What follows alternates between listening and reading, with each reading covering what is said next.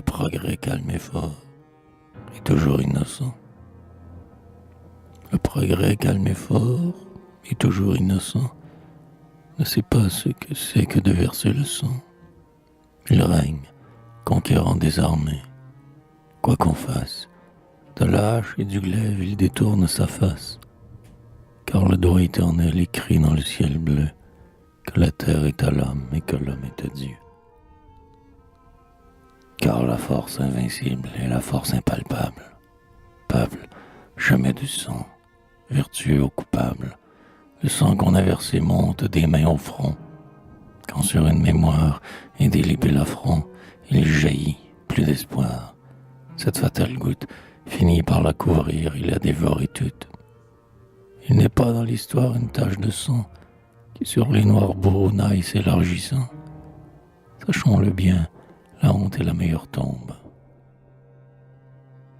Le même homme qui sur son crime enfin retombe sort sanglant du sépulcre et fangeux du mépris.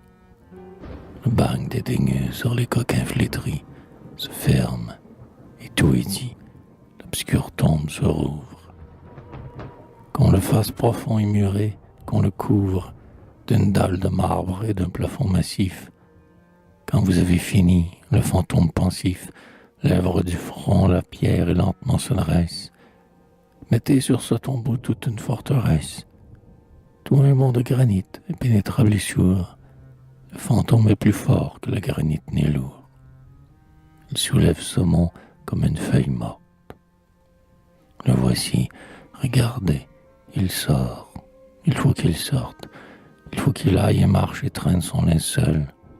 Il surgit devant vous dès que vous êtes seul. Il dit, c'est moi. Tout vent qui souffle vous l'apporte. La nuit, vous l'entendez qui frappe à votre porte. Les exterminateurs, avec ou sans le droit, je les hais, mais surtout je les plains. On les voit à travers l'âpre histoire où le vrai seul demeure, pour s'être délivré de leur rivaux d'une heure, d'ennemis innocents ou même criminels, fuir dans l'ombre entouré de spectres éternels.